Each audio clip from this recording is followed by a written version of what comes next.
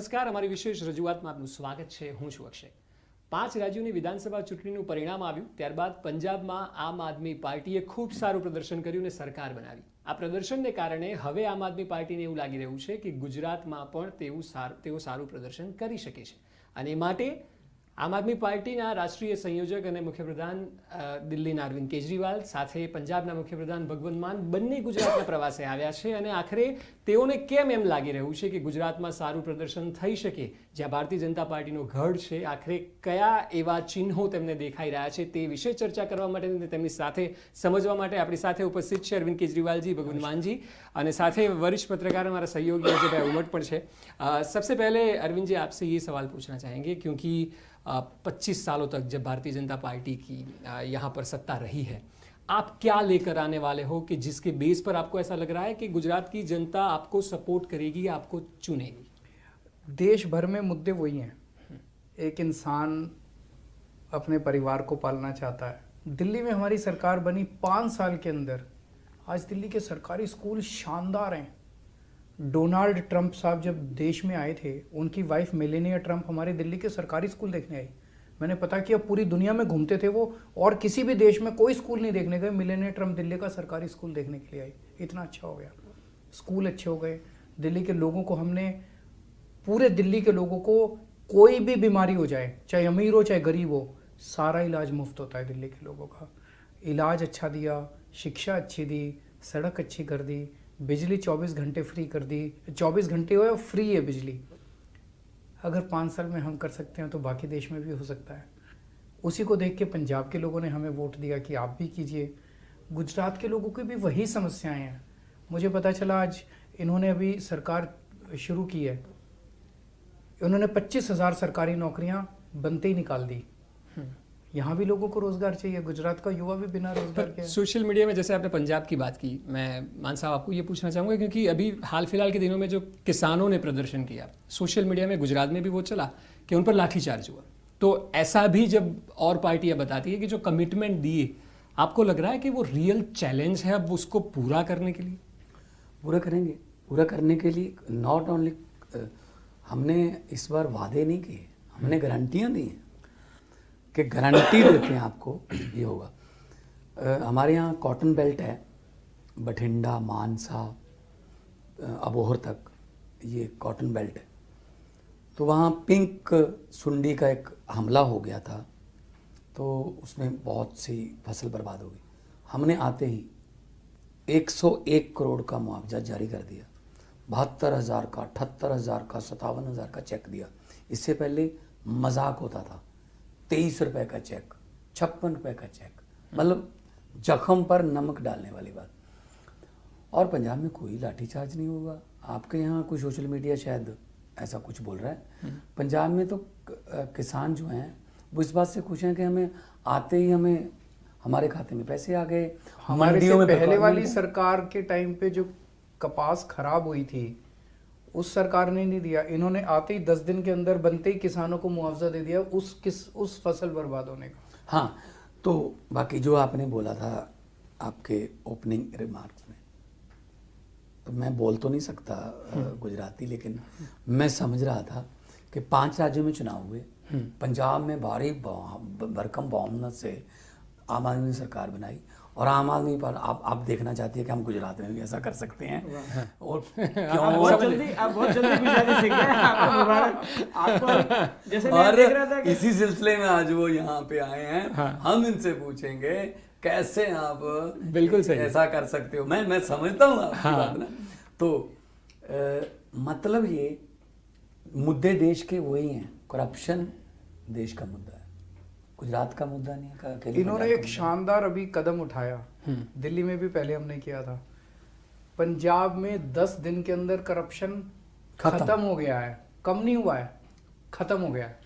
हमने एक नंबर जारी कर दिया व्हाट्सएप. हाँ, वो मैंने देखा. आप 9501200200 कि आप जो भी आपसे मांगे रिश्वत मना मत करो. थोड़ा रिकॉर्डिंग शुरू कर लो, ऑडियो रिकॉर्डिंग कर लो या वीडियो कर लो.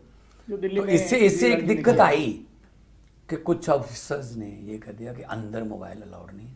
तो हमने इमीडिएटली उसका भी कर दिया कि चाहे वो जो भी ऑफिसर है सरकारी ऑफिस में जो है वो मोबाइल अलाउड होगा। कोई अगर मोबाइल रोकेगा उसको भी इस बात का दोषी माना जाएगा कि शायद वो अपनी रिकॉर्डिंग से डर रहा है।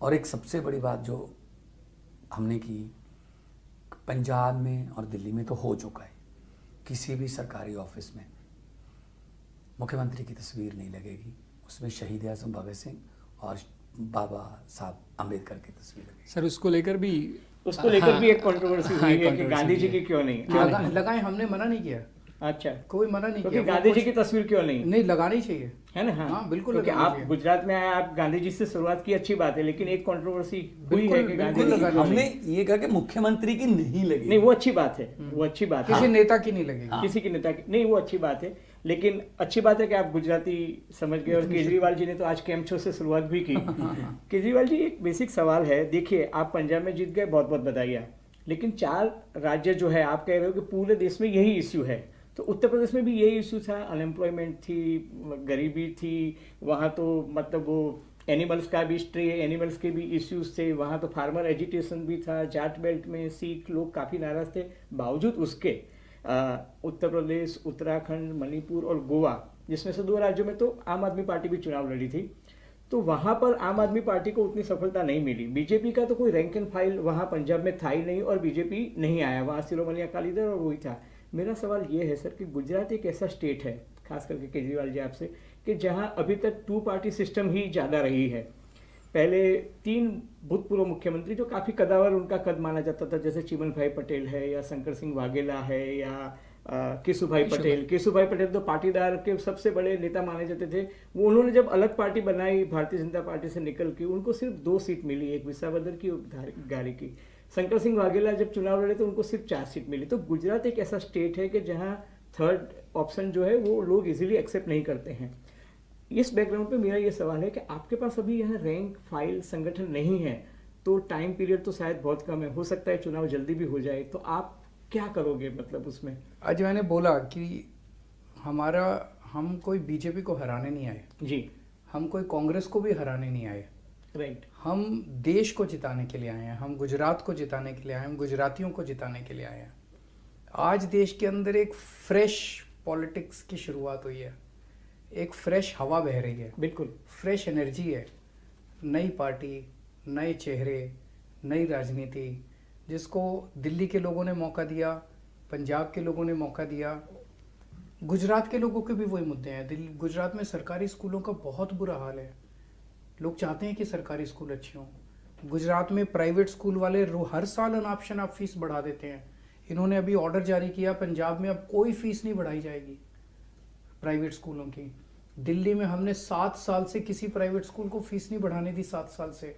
यहाँ भी चाहे उसको केजरीवाल इम्पैक्ट को, यहाँ भी फी रेगुलेशन कमेटी आ गई है, यहाँ भी चलिए एक अच्छा है गुजरात के, मतलब एक प्रेशर ग्रुप बनेगा, बने तो आम आदमी पार्टी इसका प्रेशर ग्रुप बनेगी या चुनाव में फुल हमारा नहीं सर जो यहाँ पे आप कौन सी कमेटी कह रहे हो?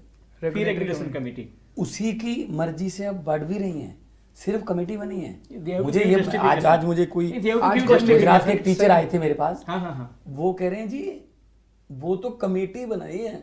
अभी ट्विटर पे जो ट्विटर वॉर हुआ है एजुकेशन मिनिस्टर्स के बीच में दोनों स्टेट के, आप ये बताइए कि दिल्ली का एजुकेशन मॉडल क्या है, क्योंकि गुजरात मॉडल पर तो देश पर भी सत्ता हो रही है, तो आप ये बताइए चैलेंज कैसे करेंगे या फिर किस तरह लोगों के सामने जाएंगे? मैं आपको इनवाइट करता हूँ, आपके चैनल के जरिए गुजरात के सभी भाइयों बहनों को इनवाइट करता हूँ, दोस्तों को इनवाइट करता हूँ, आप दिल्ली आइए, किसी भी सरकारी स्कूल में घुस जाइए, किसी भी सरकारी स्कूल में, और आप खुद देखिए कि सरकारी स्कूल, अभी कल स्टेलिन साहब तमिलनाडु के मुख्यमंत्री हमारा स्कूल देखने के लिए आए थे।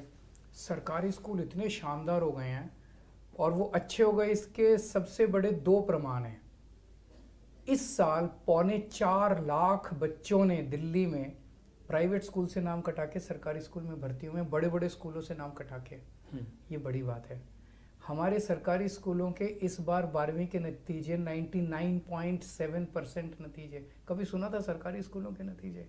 हमारे सरकारी स्कूलों के बच्चे अब इंजीनियर बन रहे हैं, नीट क्लियर कर रहे हैं, IIT JEE के एग्जाम क्लियर कर रहे हैं। તો ગુજરાતમાં આમ આદમી પાર્ટીની રાજનીતિને લઈને આગળ પણ આપણે ચર્ચા કરવાની છે. એ પહેલા હાલ સમય થયો છે એક બ્રેકનો.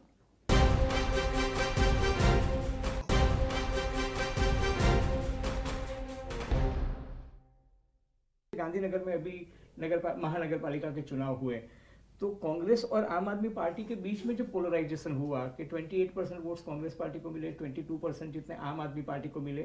एक पार्टी आती है उसको 22% वोट मिलते हैं, अच्छी बात है, काफी अच्छी बात है. सूरत में अच्छा परफॉर्मेंस दिया कि कांग्रेस को 0 मिला, आम आदमी पार्टी को 24 से. लेकिन ये जब पोलराइजेशन होगा तो आपको नहीं लगता इसका एडवांटेज बीजेपी को मिलेगा? मैं जैसा मैंने शुरू में कहा, हमें राजनीति नहीं आती और ना मैं यहाँ बीजेपी को हराने आया ना कांग्रेस को हराने आया. लोगों के मुद्दे लेके आया हूँ. हम हमेशा पॉजिटिव राजनीति करते हैं. पंजाब में भी जब हम चुनाव लड़े हमने किसी को गाली नहीं दी, किसी नेता को गाली नहीं दी, किसी पार्टी को गाली नहीं दी. हमने अपना पॉजिटिव एजेंडा रखा कि अगर आप हमें वोट देंगे हम आपके स्कूल ठीक करेंगे, हम आपके अस्पताल ठीक करेंगे, हम आपकी सड़क ठीक करेंगे, हम आपकी बिजली ठीक करेंगे, हम आपका पानी ठीक, जो मुद्दे एक आम आदमी के मुद्दे. सर इतना मुफ्त कर दिया तो कल मुक्त क्यों नहीं किया आपने? भाजपा वाले बड़े दुखी हैं आपसे कि कश्मीर फाइल्स को आपने कल मुक्त नहीं खैर किया. मैं भाजपा के लिए तो काम नहीं करता, भाजपा वाले दुखी हैं तो मैं कश्मीरी पंडितों के लिए काम करता हूँ. मेरे लिए पिक्चर इंपॉर्टेंट नहीं है. राइट. कश्मीरी पंडित मेरे से बहुत खुश हैं. कश्मीरी पंडित, दिल्ली के कश्मीरी पंडितों से पूछिए जो लोग वहाँ पे हैं, उन लोगों के लिए हमने काफ़ी काम किया दिल्ली में. जैसे जब कश्मीर से पलायन हुआ था 1993 में दिल्ली आए वो लोग, और दिल्ली आके उन लोगों ने, उनमें से कई लोगों ने हमारे दिल्ली सरकार में कॉन्ट्रैक्चुअल नौकरी ले ली टीचर्स की. तब से लेके आज तक वो कच्ची नौकरी कर रहे थे. बीच में बीजेपी की सरकार आई, कांग्रेस की सरकार आई, उन्होंने कुछ नहीं किया उनके लिए. हमने उनको आके नौकरी पक्की करी और रेट्रोस्पेक्टिव 93 से लेके आज तक के सारे ड्यूज दिए पक्की करके. मुझे लगता है कि 32 साल पहले जो उनके साथ ट्रेजेडी हुई, उसके बाद इतनी सरकारें आई, उनको उनका हाथ पकड़ के वापस कश्मीर ले जाके बसाना चाहिए था.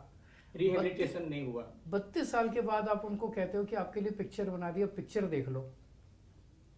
ये तो इंसल्ट है उनके लिए. सर अगर हम गुजरात की बात करें, क्योंकि पिछले दिनों में आपने जो प्रेडिक्शन लगाए थे पंजाब के बारे में वो सब सही हुए थे. आपने आज रोड शो किया है, फिर शुरुआत हुई थी मिस्ड कॉल जो कैंपेन चला था सदस्य होने पे, उसका रिस्पांस कैसे मिला वो तो आप ज़्यादा बता सकते हैं. पर आज कुछ प्रेडिक्शन करना चाहेंगे? हमारे पास पेन और पेपर भी, आपको क्या लगता है? क्योंकि हमने रखा भी है.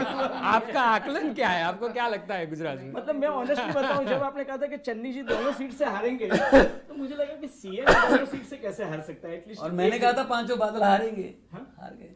तो गुजरात का प्रेडिक्शन, बादल तो लेकिन ये प्रेडिक्शन मतलब वो एक बड़ा रिस्क भी था. ये प्रेडिक्शन हम इलेक्शन के 10-15 दिन पहले कर रहे थे.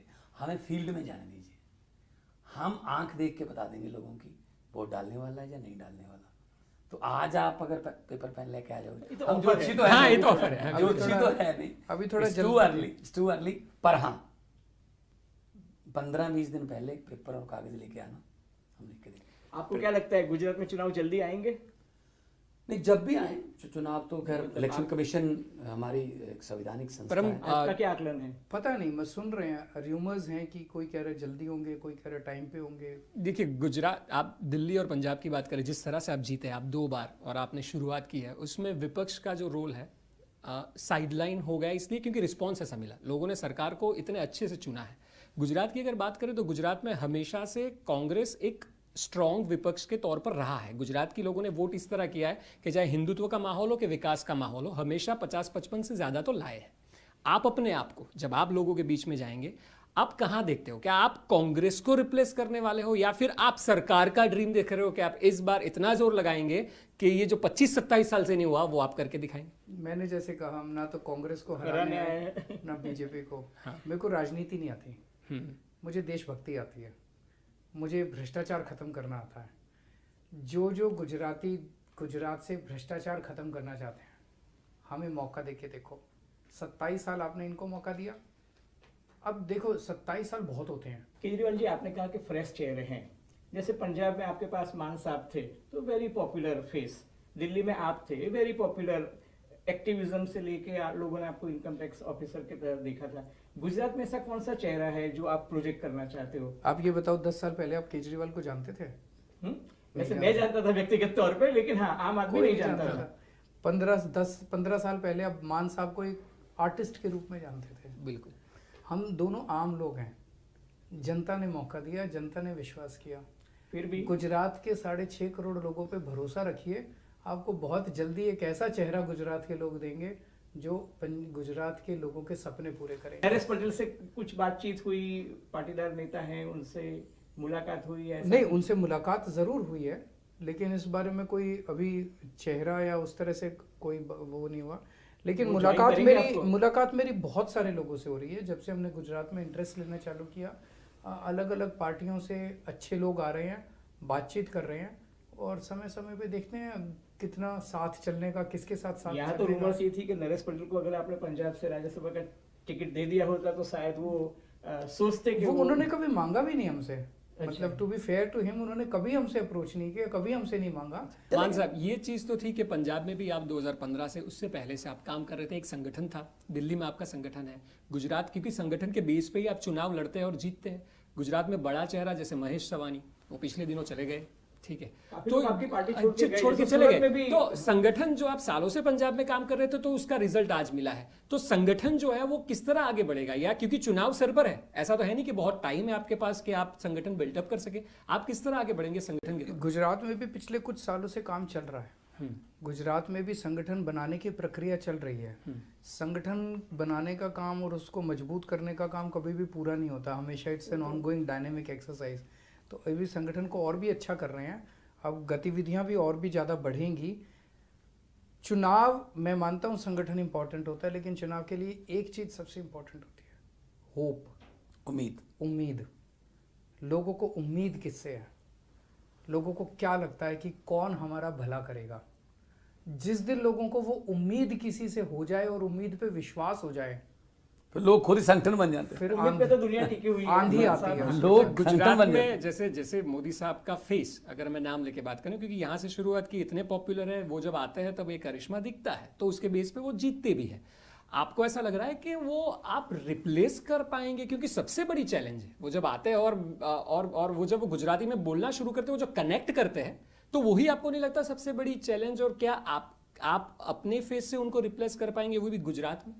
मैं किसी को रिप्लेस करने नहीं आया, मैं किसी को हराने नहीं आया, फिर भी चैलेंज मैं किसी व्यक्ति के खिलाफ नहीं हूँ, मैं किसी पार्टी के खिलाफ नहीं हूँ, मैं एक उम्मीद लेके आया हूँ कि दिल्ली में ये किया, पंजाब में अब ये कर रहे हैं, जो 10 दिन में इन्होंने काम कर किए हैं, अब भूतपूर्व हैं, अनबिलीवेबल हैं।